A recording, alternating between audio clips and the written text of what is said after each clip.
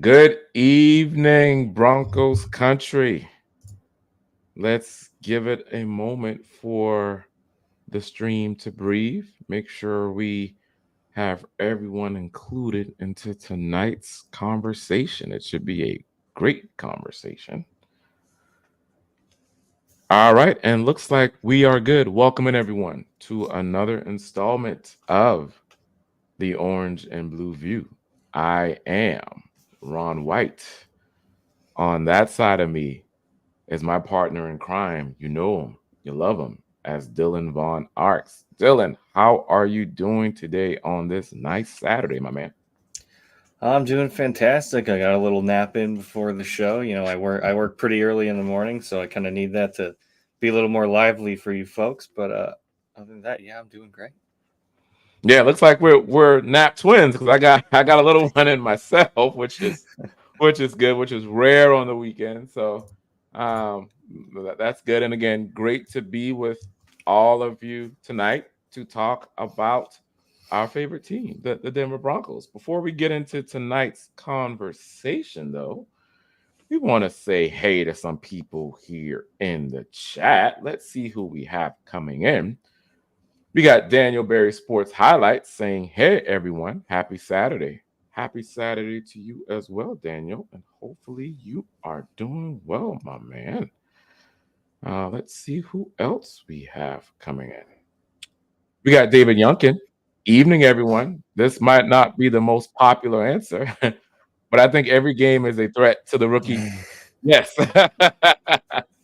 Well, fair comment, David. Very fair comment. We will definitely be getting into more of the schedule and some of the opposing defenses that presumably Bo Nix would have to go up against. But, but very fair. I appreciate that comment, my man.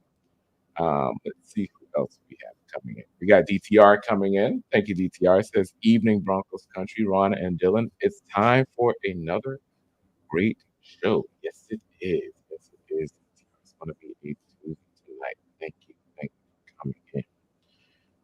Let's see who else we have coming into the chat. Um, let's see who else. Got Todd Ostendorf coming in. Says hello to Broncos country. Dylan, Ron, Knicks for six. Yes. Thank you, Todd, for coming in, and I like that. Nick for six. We should definitely be. Hopefully, we'll be using that a lot when the season starts. I love it. But again, we'll see what uh, the rookie quarterback has in store for the Denver Broncos. Again, thank you. Let's see what else we have coming in. Got Adam Strange. Thank you, Adam, coming in. You come in a lot, so I do appreciate what my man says. What's up, Bronco Maniacs? What's up to you as well, Adam? Hopefully you are doing well, my man. Appreciate you coming in to the chat as always. All right, let's see. We got Mike Naylor coming in. Thank you, Mike. Says, hey, Broncos country. Hello to you as well, Mike. And thank you for coming in. We appreciate it as always. And then we want to say hello to Eric Flynn coming in with some stars here from Facebook. Thank you, Eric. We appreciate it. We appreciate it so much. All right, Dylan. So, I know some of the folks in the chat kind of have alluded to what we have as it pertains to the topic for tonight. So let's get into it. I know, we have, um, there's been previous pods pertaining to the schedule. Obviously, that was a big thing this week on the schedule release. I think the schedule was released the 15th, May 15th. And the Broncos do have a pretty big slate there coming up in 2024. Now, some people may not think it's bad, but depending on who you talk to and looking at some of the opposing defenses that Bo Nix may have to face, as David alluded to earlier, and looking at some of the opposing quarterbacks that the Broncos defense will have to face. It may be a pretty daunting task to squeak out some of these wins. But let's get into some of it. Let me share the schedule here with you guys. Just give me a second. Um, while we have the schedule up, and hopefully you guys can see that. All right. So we do have the season kicking off, Dylan, with a trip to Seattle. Yep. It kind of, it kind of gives you flashbacks of that Nathaniel Hackett era, and that first game at Lumen Field there in Seattle. But I would say, as it pertains to the quarterback, I'm not sure if Geno Smith is one of them that the Broncos should really fear, per se. Mhm. Now I know I would say, because I kind of have it broken down, Dylan, as it pertains to QBs versus uh, the specific um, the specific overall teams that the Broncos have to face. Um, and right now, I would say that Geno isn't really one I'm too concerned about. Now, I think with McDonald coming in, I think as the head coach there, and that defense could be big. It could be good. I know it's the first game, but I'm not so scared of a Geno-led offense for Seattle. So I guess what are your thoughts there as far as that first matchup? Yeah, when it comes to Seattle, I'm definitely more scared of the defense because they have tons of pieces over there. And if we're talking strictly quarterback matchups, Gino doesn't really scare me at all. I know he's a solid quarterback, nothing special. Obviously, a couple years ago might give us a little PTSD. I think it could have been the surprise factor. I don't think anyone expected Gino to play that well, just based on his career. And obviously, he's got some good weapons on the outside. He's got Lockett, he's got DK, and Smith and Jigba in the middle. But he's not a guy who's going to go out and win you a game necessarily. I think he can kind of steer the ship. But he's just not very. How do I say it? He's not a superstar by any means, I guess is what I'm trying to say.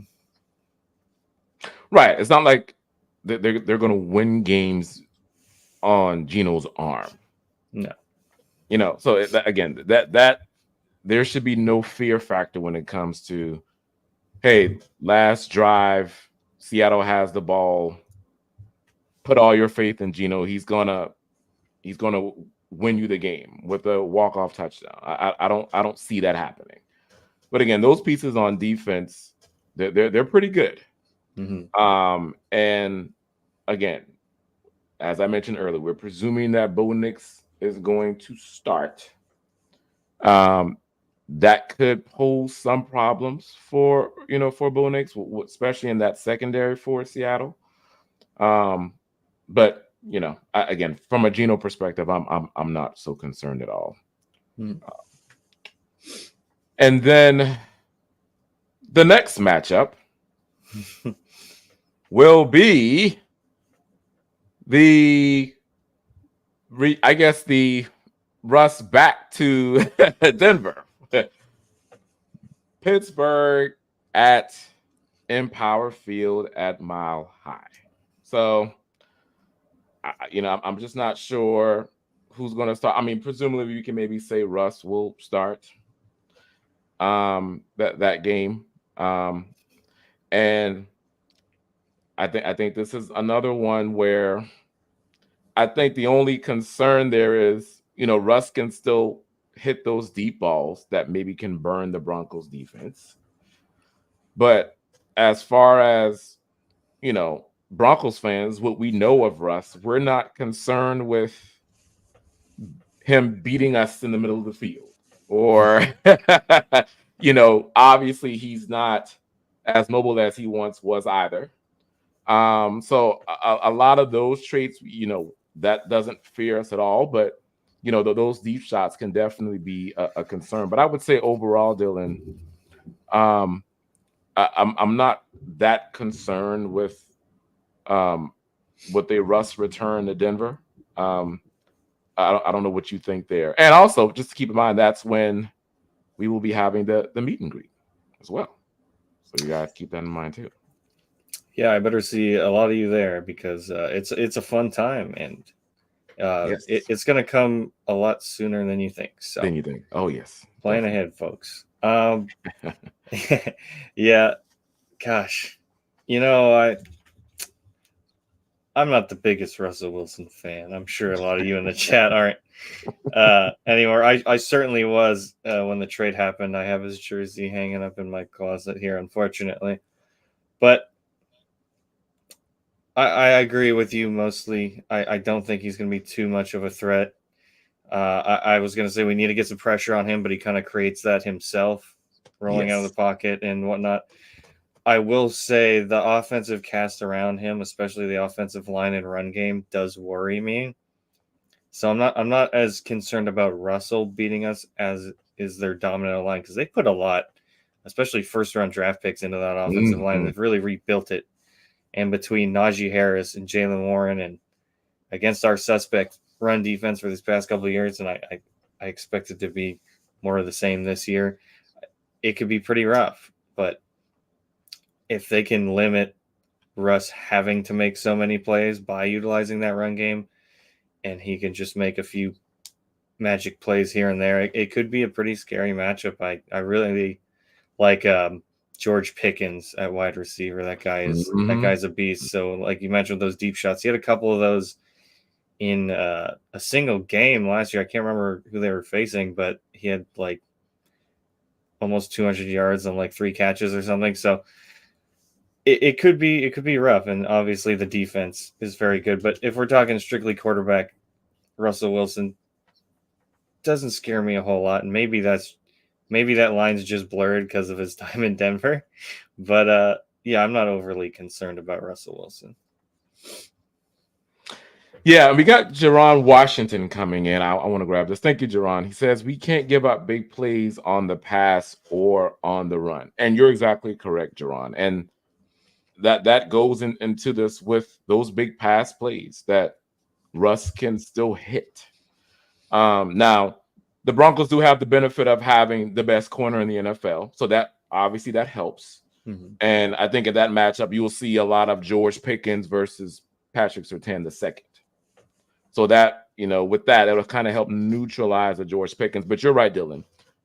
They have rebuilt that offensive line, and Mike Tomlin's a stickler about that O line being Mm-hmm. as stout as possible, having things funnel through the run game. He's a big guy on the trenches. So, it didn't surprise me in the draft that was their focus.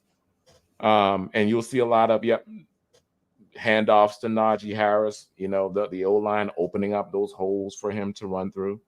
Now, as much improved as the Broncos D line has gotten, there's still a little bit of concern there. We just don't know yet, especially facing some of these stout O lines. So it'll be interesting to see how that comes up. But you're right on, Jerron. That we have to, the Broncos have to make sure that they can at least alleviate a lot of these big pass plays and contain the run as much as possible. Yeah, I think you want Russell Wilson throwing more than they're running the ball. Just try and contain the run as best as possible, and Yeah.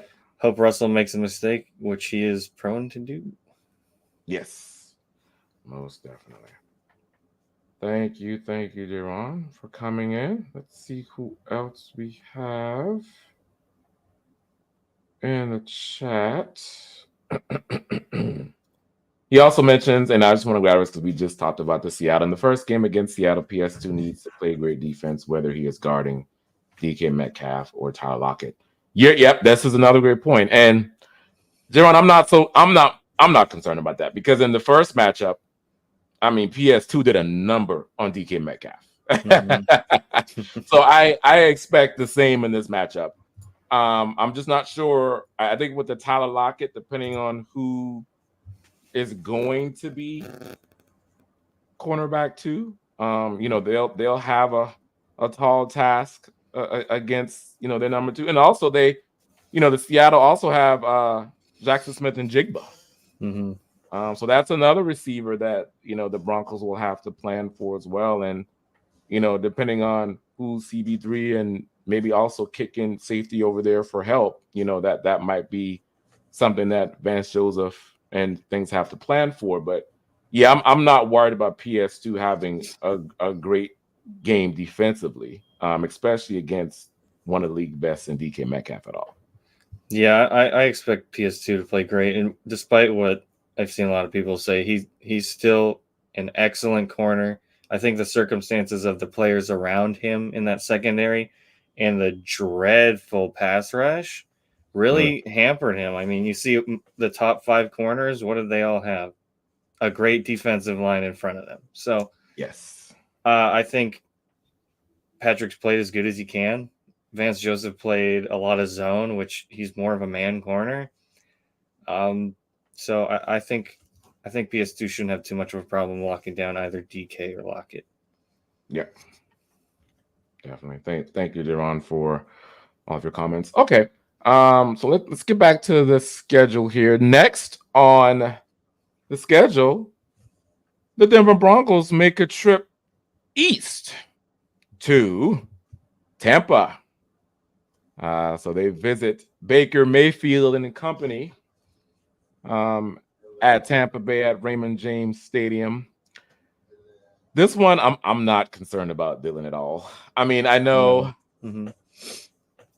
Let me think about it. The NFC South. Now, I will say now, the NFC South is probably a little bit stronger. Mostly just what the Falcons have done. Yeah, Um, they got two but guys there. right, but outside of that, I'm not really so concerned about the NFC side. And we'll get to New Orleans because I know there's familiarity there as well, obviously. But Mm-hmm. I would say with Tampa, I'm not so concerned about because granted, Baker Mayfield has been great this year for them. Don't get me wrong, Mm-hmm. but he still can be Baker of old, getting them to some mistakes, and the team around Baker. I mean, obviously you have Mike Evans, Chris Godwin, right? So they're two premier wide receivers, but the defense for the Tampa Bay Bucks, outside of Whitfield, I know Devin White went to Philly, so he's no longer there. I'm not so concerned overall with the team overall and with Baker. I think with this, the Broncos should be able to be competitive and maybe get a victory in this game for sure. But yeah, I'm not terrified of Baker. No, I do really like Baker Mayfield. I think he's pretty underrated. I like his attitude and the way he approaches the game. But in terms of a quarterback matchup, he did lose his offensive coordinator to the Carolina Panthers. He's their head coach, and he played very well under him. So I'm wondering how much that's going to affect him. I can't remember for certain who replaced him, but having Todd Bowles, I really like him. I think he's a good coach, but I do believe that Baker does need an offensive coordinator to kind of help him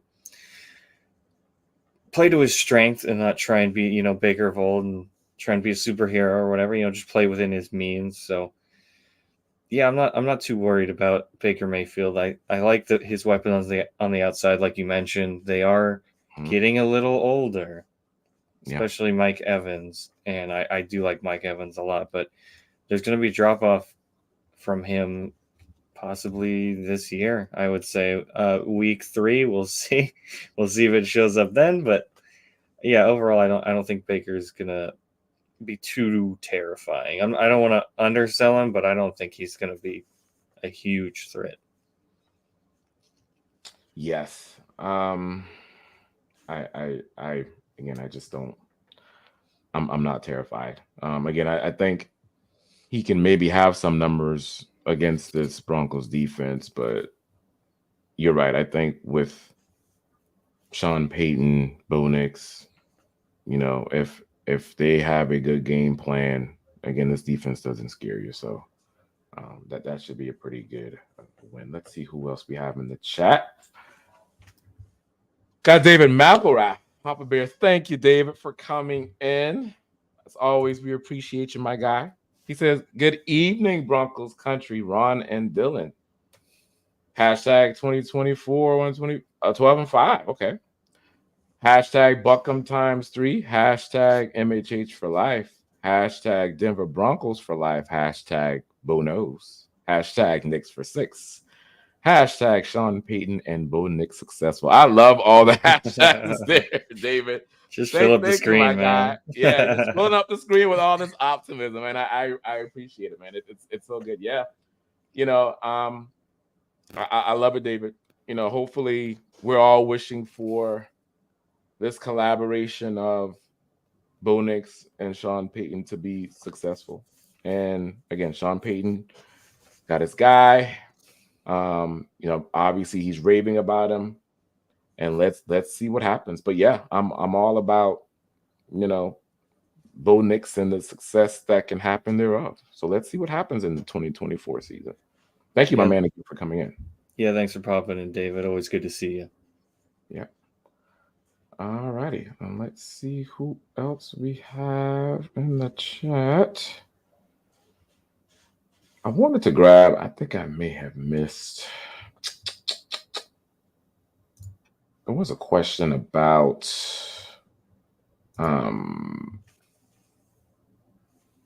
which game. Sorry, guys, the chat it does move quickly, so I'm hopefully I can find it here shortly. But it was a question in regards to which game do you believe? If I find it, I'll bring it up. But it was a question in regards to which game do you believe that Bo Nix will break out against? And I'm thinking it's either going to be the Tampa Bay one. I know that's still early, but again, just given what Tampa Bay has on defense, I think you'll see. It may not be a breakout per se, Dylan. It just may be you'll start to see Bo Nix kind of hit his stride in a sense. Mm-hmm. But I think maybe the breakout game, I'm circling October 27th when Carolina goes to town. Okay. But yeah, that's the one I'm thinking. But again, we'll cross that bridge when we get to that part of the schedule. But I just wanted to grab that one because I may miss it later. But just wanted to grab that question since it was kind of top of mind there. Yeah, I think around week 8's fair for a quote unquote breakout. Doesn't mean he'll have it all put together yet, but you'll see. Hopefully by then you'll see him get in rhythm with the offense and really understanding what he needs to do within it, and hopefully making some plays on Carolina and their old defensive coordinator. Yes, and hopefully you'll see Audrey Estime and try to twist around Josie Jewell there. We'll see what happens. Yes. Be interesting. All righty. So the next opponent is another matchup with the New York Jets. And this time they will have their starting quarterback on the field. So, what do you think about this one, Dylan?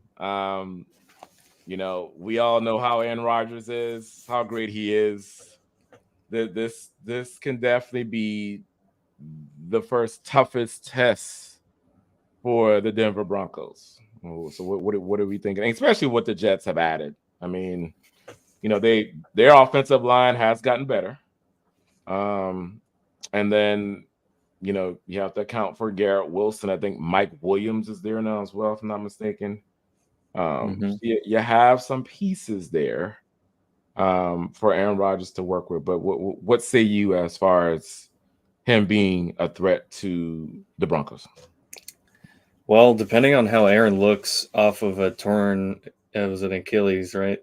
Yeah. Um, he's pretty up there in age, and you don't heal the same once you get around in the late 30s and going into your 40s, especially playing the quarterback position how he does, moving around, running out of the pocket at times. His offensive line, like you mentioned, is much improved. I think in Rodgers at 80 to 90% is still scary as hell, especially for this defense. And like you mentioned, he's got Mike Williams, who the Broncos have had headaches with the past couple of years. Hmm. Garrett Wilson's an amazing wide receiver. He's made some insane Hmm. catches despite the lack of continuity at quarterback. And then they added in Malachi Corley from the draft, who I was Oh yes. really upset we weren't able to get, but that's just a nice. Hmm. He's called the Yak God for a reason. That's a nice dump off option for Rodgers. He could just hit him quick out of the backfield, and or out wide, and he can make a play out of nothing. So Aaron Rodgers does scare me a bit. It's just a matter of how mobile he is. I know you see videos on social media of him running around and stuff, but when you actually have a defender coming at you and you really have to move, we'll just have to see. Yeah, and that's where I guess we'll see. We'll have to see how the edge group performs. This is where we'll see if the Jonas Ellis pick, it's good, it's bad, and then we'll see what the rest of the edge group perform, how they perform. This is kind of their time to make more of a name for themselves. But I agree with you kind of wholeheartedly. He's coming off that Achilles. The movement may not be there, but he's still deadly from the pocket. Mm-hmm. And I think that could, if the Broncos can't generate consistent pass rush, that's where you'll see him just beat you. Mm-hmm. And again, that's where I'm saying, I know it's off the Achilles, but he's still Aaron Rodgers nonetheless. So, we will see how it shakes out. I do have this one as, a challenge for the Broncos. Not to say that, they can't go into MetLife and get a victory, but Mm-hmm. again, it's, we're talking about Aaron Rodgers, and you're right, that Malachi Corley, he reminds me of a Debo Samuel. You just get him the ball and he can just take it to the house. He does have that yak ability, but we'll see what happens there. But yeah, that's a good one there. Next on the schedule is one of the Broncos' rivals that they haven't beaten in quite some time. And this one is at home against the Las Vegas Raiders. So I'll turn this one back over to you, Dylan. What do you think about the Gardner Minshew led Raiders and that matchup with the Broncos? Yeah, whether it's Minshew or Aiden O'Connell, whoever, I think I saw that Aiden's going to start through training camp. Oh, Aiden's Doesn't going to mean start. at least through training camp. We'll Okay. see how that shakes out. But either way, I'm not terribly worried about either. Uh, Aiden O'Connell didn't look terribly inspiring last season. It was mostly they were riding the defense. I think that game on Christmas against the Chiefs, he didn't even throw a pass in the second half. So it's they're going to rely on their quarterback to just not screw up. Gardner Minshew did really well in Indy last year. Obviously, the numbers weren't eye popping or anything, but he made plays where he needed to, and I think that's a testament to Shane Steichen, their head coach. Great offensive mind, helped Jalen Hurts when they went to the Super Bowl, and you saw the drop off with Hurts once he was gone. But I don't really trust the Raiders offensively, and he's not going to have Shane Steichen scheming up the offense for him. So we'll see if Minshew does anything there. He's more flair than I think he is substance, especially with his outfits and his hair and whatnot. But yeah, neither quarterback here concerns me whatsoever. It's more the Raiders' defense than anything. Yeah, I'm with you. Yeah, the quarterback doesn't scare me, and of course, there's no more Josh Jacobs for the Broncos to worry about. Although they do have Zamir White, and I think Alexander Madison is there. So there may be opportunities there in the run game.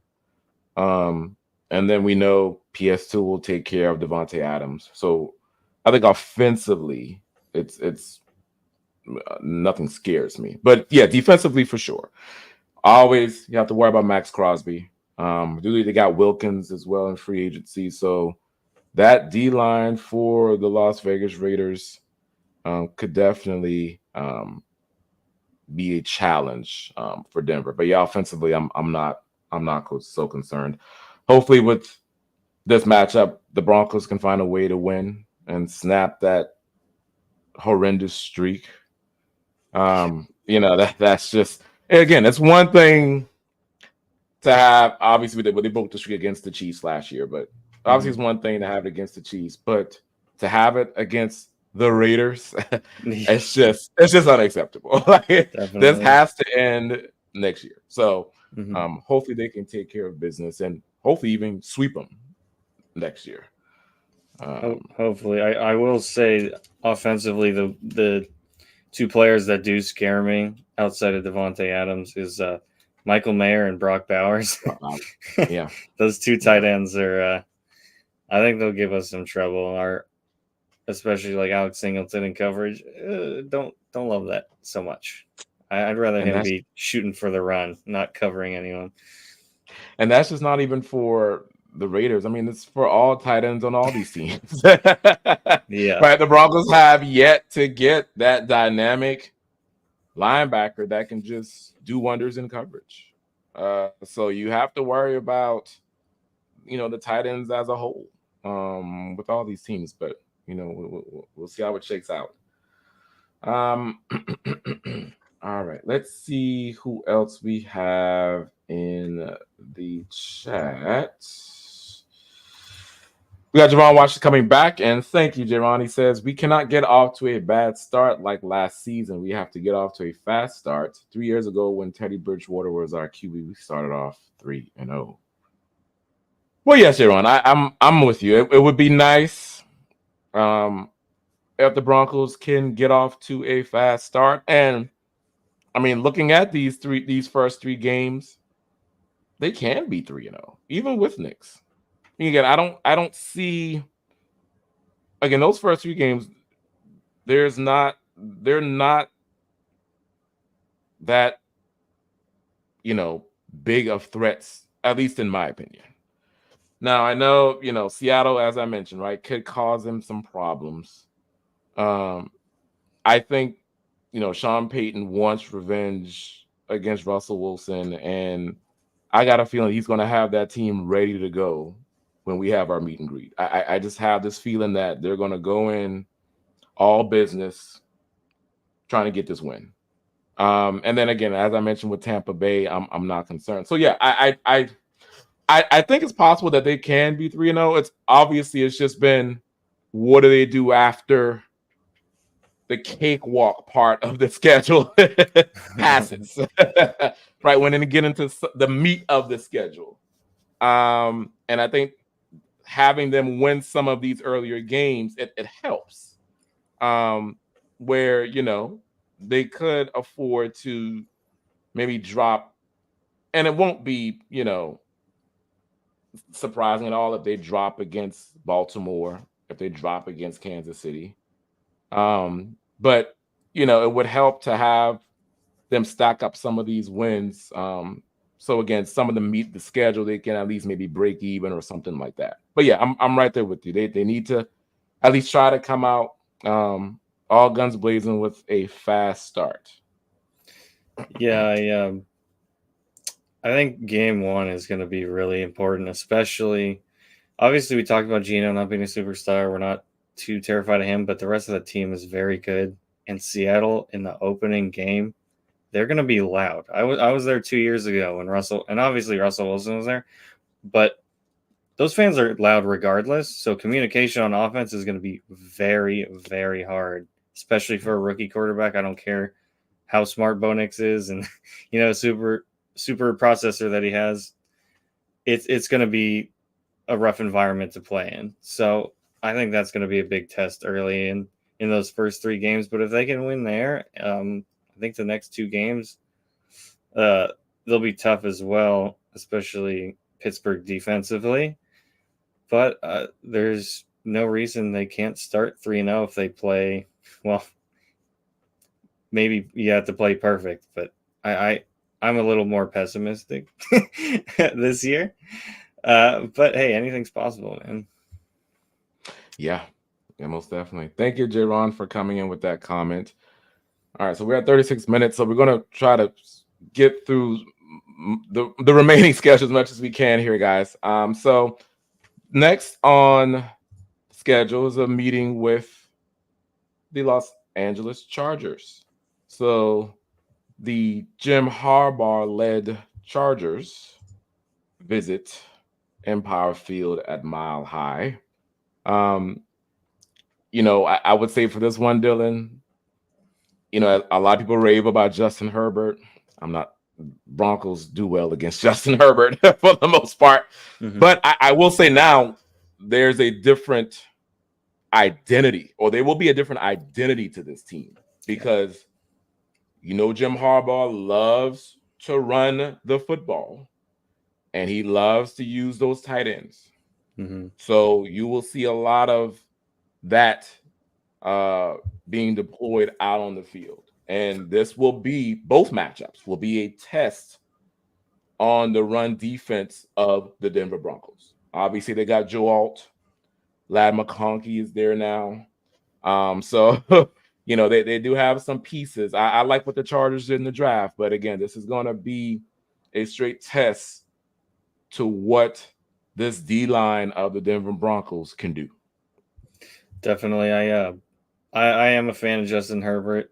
I think he hasn't had the best coaching around him these past few years, especially Brandon Staley. Like, come on, the dude was he's a defensive guy, and he has all these defensive pieces, and they still suck.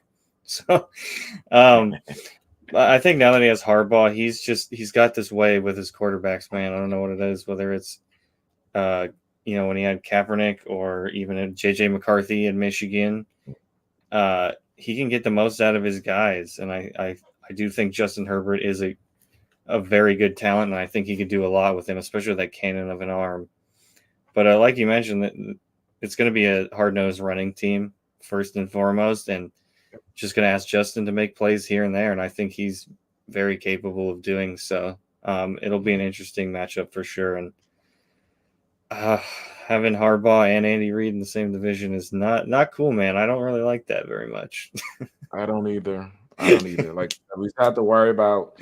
Well, think about it. We have to worry about the Chiefs. Again, we stopped the streak last year, and then we can't win against the Raiders, and then now we have to worry about the Chargers.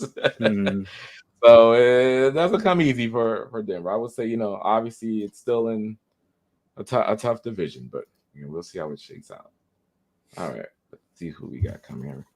We got Howie freaking Day coming in with some Facebook stars. Thank you, Howie, for showing up some love. We appreciate you, my guy. All right. And then we got Eric Flynn. Oh, yeah, coming in with the comment from Facebook. Thank you, Eric. Says, sorry, guys, I forgot about the comment I had. Busy mowing, no worries. I don't see a drop in our defense. Games start and end in the trenches. And between having our starting 5 O-line in the second season within the system and upgrading the talent on the D-line, I see an improved defense and a more competent offense. Yeah, I'm with you, Eric. I again, with the offensive line, you can argue that the 2 weakest positions would be right tackle and center. And I'm not saying, if Alex Forsythe were to, I'm not saying it's because of him. It's just because we just don't know. It's the theory of the unknown for Alex Forsythe. But if Mike McGlinchey can get it together, and I'm still, I'll throw Ben Powers in there too, Dylan. I mean, I would say he's not been consistent, um, especially for what the Broncos are paying him. So hopefully he can improve as well. But I still see the potential there with Ben Powers. And again, Eric, yeah, if they can continue to, you know, be consistent along that line, I think it'll be good. But yeah, the D line for sure got upgraded, and I love the signings of Malcolm Roach, the acquisition of John Franklin Myers. I think with those alone, that's a much improved defensive line. So with those by themselves, we should see much improvement in that run defense because we know last year the Broncos just got gashed up the middle. It was embarrassing. Mhm. But yeah, the trenches again consistent on the offensive line side, much improved on the D line, and we'll see how it shakes out. And I'm just gonna click on this so you guys can see my face. Still have Eric's name up there. Um, I I can't agree on the defensive part because largely in part because you lost your field general and Justin Simmons back in the defense.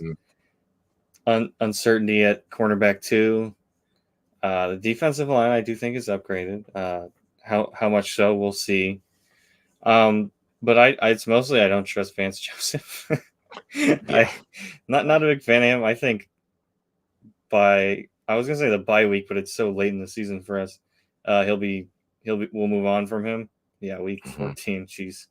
Um, Yeah. but I think maybe halfway through the season or even earlier, depending on the performance, you could see VJ get booted and in steps Jim Leonard to take his job. As for the offensive line, I do like it a lot. Obviously, like you mentioned, Mike McGlinchey. Don't love him. Better run blocker than he is pass blocker. So I do worry there a little bit. And then center, I think it's there's this foregone conclusion that Alex Forsythe's just going to step in and everything's going to be fine. I'm hard pressed to believe that a second year center who was a 7th round pick who has seen no offensive starting snaps is going to be the guy. Not saying he can't, but I'm not going to be confident in it out the gates. Mm. I'm going to have to see it. So, yeah, I think offensive line is definitely more solid than our defense as a whole. Yeah. Yeah. Right there with you. All right. All right. So I want to take. We probably can take kind of two games at a time here, Dylan. Just kind of for Sure the thing. sake of time Let's here. get through. So for the next two, NFC South, one trip east to New Orleans, and then the Panthers go out west. So NFC South matchups here for New Orleans. You know, obviously with the familiarity, Dennis Allen, that defense knows Sean Payton and how he does the offense. So I expect that to be a very good game.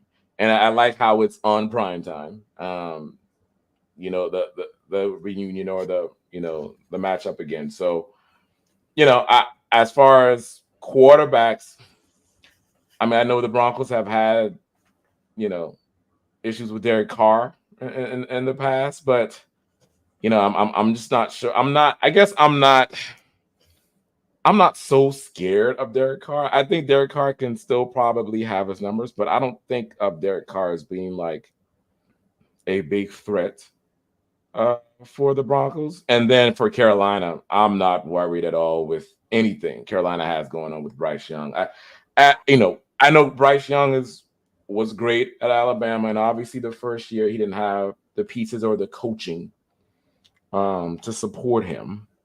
Uh, and I think it's still going to be some of that moving forward, at least into his second year. But yeah, I think to say I'm not so concerned with Bryce Young being a threat either for the Yeah. Broncos.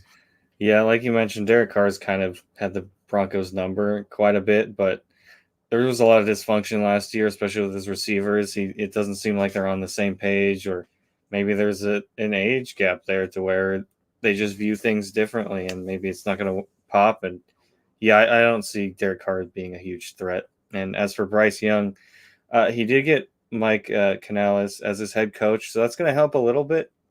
But just seeing him stand next to his offensive line, it looks like me standing out there, like an absolute toddler standing behind his offensive line. He's just so he's a lot smaller, and I just worry about him even getting deep into the season, taking those hits. He's just kind of more of a slender guy, but based off what we saw last season, yeah, I'm not too worried about Carolina in the slightest, Yeah.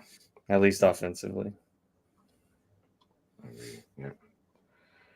All right, let's see who else. We got DTR coming back with a super chat. Thank you, DTR, for coming back in. He says, I've heard multiple hosts telling fans to cut back on expectations and agreeing with the Vegas prediction of 5 wins. Did either of you expect Denver to win 8 games last season? Hashtag 10-7. Okay. Hashtag Knicks for 6. Hashtag Bo knows. Dylan, what do you think on this? What do you think about this?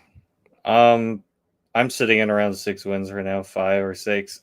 Like I said, I'm a little more pessimistic. I think it's just a learning year. Defense got worse.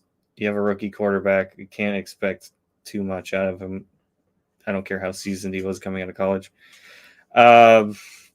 As to the point where no one expected us to win 8 games last season, I expected to make the playoffs at the start of last season, but obviously after the 1-5 start, no. But that was insane turnover luck. Probably never going to see that again. I like the optimism. I'm still sticking with around 5 to 6 wins. Yeah, I'm a game or two higher than that. Yeah, maybe 7 wins, perhaps. And maybe they could even get to 8. But DTR, yeah, it's again, Mo Nix was great in college. And, you know, I love, him coming out of college as it pertains to the processing, the accuracy. Everyone's raving about that. But, NFL speed, it's different. And he's gonna have to adjust to defenses and schemes. And I just it's gonna be a learning curve for him. Again, you'll see some great plays from. I'm pretty sure we'll see great plays, great highlights from Knicks. We'll see the accuracy on full display, him extending plays, but you'll also see some bad. And I think that's where the Broncos fans is just going to have to be patient. Of taking the good with the bad, but you'll know that that's how it's supposed to happen. Like the quarterback has to go through that learning curve, has to go through his lumps to get to where he needs to be. Now, he could have a CJ Stroud type of coming out. Who knows? But again, yeah, I won't count on that. Mm-hmm. But it could happen. But yeah, I'm with you, Dylan, and maybe that 7-win mark. Just because not only with Bo Nix, but the team around him, right? Sure. The defense. We still got, as you mentioned, Vance Joseph. We don't know how that's going to continue throughout 2024 if the defense will get any better. Obviously, from what has happened, at least from a run defense perspective, in the D line, I like what I see. But obviously, they have to put it out on the field. And so we'll see what happens there. But that's a very good question, DTR. Thank you for coming in with that. We appreciate it. All right, so back to the schedule, and this is where Broncos get into the meat of it. The next 2 matchups, we have a matchup with the reigning NFL MVP, and then another matchup with the Super Bowl, the reigning Super Bowl MVP. Both away. So I mean, this, yeah, I don't. Baltimore is going to be tough. Lamar Jackson. It's this run defense is really going to have to be on their game. Not only with Lamar Jackson, but with Derrick Henry in town too. It's going to be something. And again, as I mentioned, I like what they did from a run defensive perspective. I just don't know if it's gotten that much improved to contain a Lamar Jackson and or a Derrick Henry. So that's going to be interesting. And obviously with Kansas City, we know Mahomes is Mahomes. Um, that matchup in Denver last year. If the Broncos can repeat that, I think that'll be good. And maybe they can split with Kansas City like they did last year. But Kansas City has gotten better too, obviously. Yeah. With Xavier Worthy, and pieces there. It's so Kansas City is no slouch either, but we'll see how it shakes out. But yeah, I would say both of these quarterbacks are definitely a big threat for the Broncos next year. Yeah, and like I said, I'm bringing up my pessimism again, but I think right in the middle of the season, these are looking like two L's back to back. Lamar Jackson cooks us every time. Even last time when he went out, like what was it, halfway through the game, they still stepped in and beat us. So Lamar Jackson's shifty running. I think he's absolutely going to run all over this team. Especially with Derrick Henry, he's going to be the hammer. He's going to get everyone tired, and then once everyone's tired, here comes lightning. And Lamar Jackson, he's going to take off. As for Mahomes, middle of the season, obviously he looked a little shaky last year. I don't expect the same problems, honestly. At this point, I just pencil them in as in the AFC Championship game every year until proven otherwise. So, yeah, pretty much. And things for me at least looking a little bleak there. Those two games. Yeah, that's where I can see two losses off the bat. It's, and again at Arrowhead. Yeah, especially. I think that's where both away games. Yeah, both away. And then the next two, Atlanta Falcons, they go west. They come to Mile High, and Vegas. We already talked about the Gardner Minshew one, so we're not going to repeat the Vegas. But Atlanta, Cleveland, Atlanta now with their weapons. Now, obviously, Kirk Cousins coming off an Achilles injury. He's not mobile to begin with, so I wouldn't say Kirk Cousins. I'm overly terrified of Kirk Cousins. I wouldn't say that, but I think he'll kind of find a rhythm at least at this time of the season. And when he's in the pocket, if he's given time, he can beat you. He can beat you from the pocket. And what they've done in Atlanta too, Dylan. Obviously they've already had Kyle Pitts and Drake London and Bijan Robinson, but now you have Mooney, Rondale Moore. So they've added some speed there on offense. Their defense is still, it doesn't really worry me as much, although they've gotten a slightly better, I think, from on the defensive line. Definitely. I think anybody on the edge portion doesn't really scare me. So there'll be opportunities there. And pass sets for Bo Nix to maybe hit guys in the middle of the field and such. But yeah, I would say Kirk Cousins is a little bit of a threat, but he doesn't really, put the fear in me like a Lamar Jackson or like a Patrick Mahomes or like an Aaron Rodgers. Definitely not special, but efficient, solid. Yeah. He's going to get the ball to where he needs to.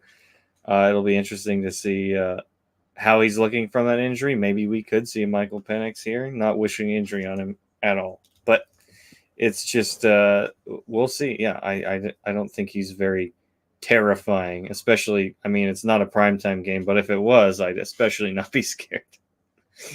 Yeah. Yeah. All right. And then Cleveland and Indy, and we'll get to the bye week here shortly. We'll get our thoughts on or we'll give you our thoughts on the bye week after we're done with the schedule. But both at Empower Field. Um, these can be threats. Again, I don't think they're the biggest, but Deshaun Watson, yes. Now with his new toy, with our former receiver and Jerry Judy and Amari Cooper there. I'm not. I guess Deshaun Watson doesn't. He does. Again, he's efficient, as you mentioned, with Kirk Cousins. He can be efficient. I don't think he scares me as much. He can still kind of use his legs too, but I'm not terrified of a Deshaun Watson. And the same goes for Anthony Richardson. Now, I will say, before Anthony Richardson's injury, though, Dylan, he was looking really good. And I've seen some recent posts of him throwing, post the injury and him kind of coming back to strength, and looks like he looks pretty good. So again, not a huge threat for me for these two quarterbacks. But kind of what they have around them can definitely be challenges for the Broncos, especially with Indy now adding Adonai Mitchell.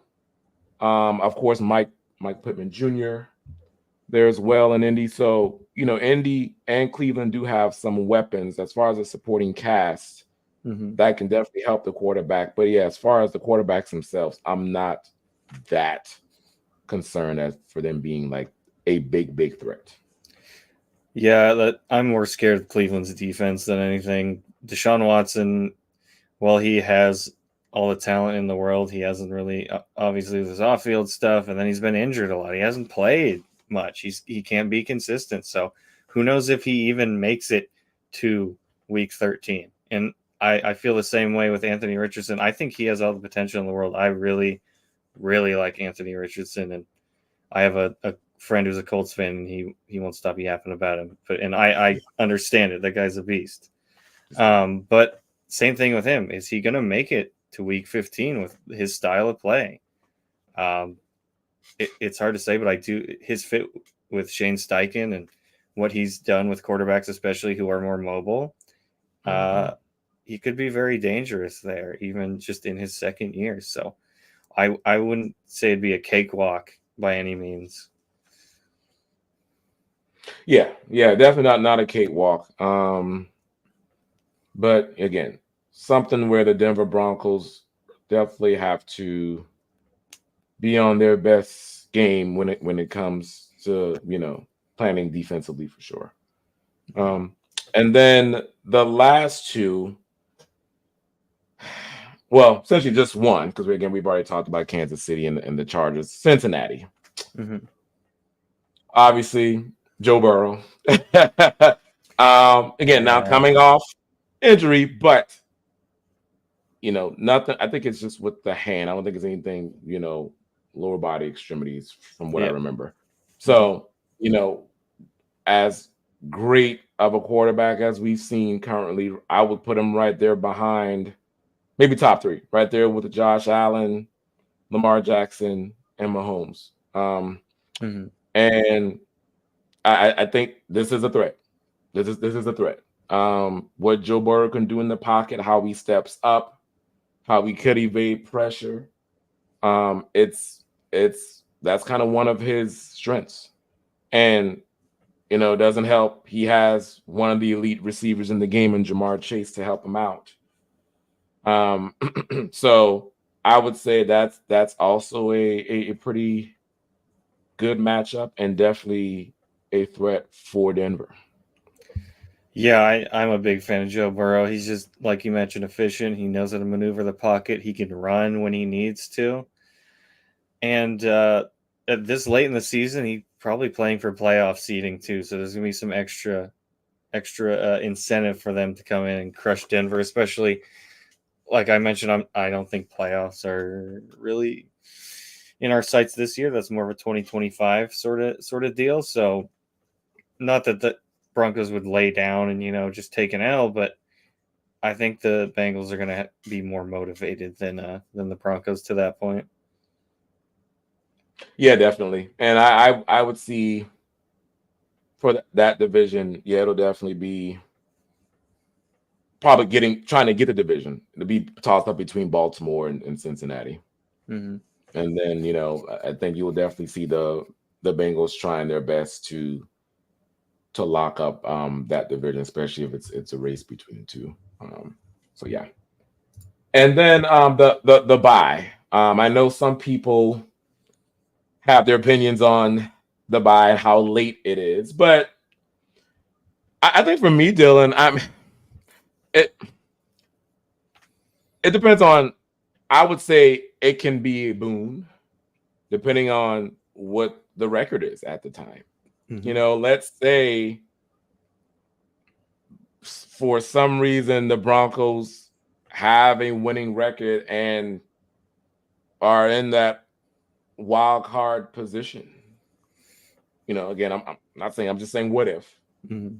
Then that bye coming week 14 can definitely help. Especially, if guys are injured, kind of give them time to rest. So I like later buys. Obviously, if the team is doing well, later buys are helpful. Mm-hmm. But yeah, I'm not. I actually like the buy in week 14. I'm not opposed to it. I just think with earlier buys, I don't know, I'd rather them just rest later, and then that can kind of shape up positioning with wild card again if the Broncos are in that position to be competing as a wild card contender. Yeah, I don't love it. Like I mentioned, I don't think playoffs are really in the cards. Obviously, it's possible. You never know. But by that late in the season, I had obviously much preferred somewhere in the 9 to 12 range, somewhere in there. But yeah, the later buy definitely kind of hurts. But like you said, if somehow you are making that playoff push, those last 4 games, the last 3 in particular, are ones you want to have some rest for and the game plan against. And who knows, maybe KC by that time they got the number 1 seed locked up and you're playing Carson Wentz instead of Mahomes. So Yeah. yeah, it'll be interesting to see where exactly the Broncos are to that point. Yes. Yes, most definitely. All righty. Let's see. Looks like we're a little over an hour. So I'm going to peruse the chat one more time just to see if we've missed anyone in our conversation. Let's see. I'm seeing people here. Some people are saying, yeah, this is not a year. I say playoffs or bust. Todd Osendorf. And then we got Mike Naylor saying, great show, guys. Have a great rest of your weekend, Broncos country. Hashtag MHH. Thank you, Mike, for coming in. We appreciate it. Let's see. All right. Are you seeing anyone, Dylan? I'm not seeing anyone else, I think. Nothing too pressing. It doesn't look like. I don't see anything else here.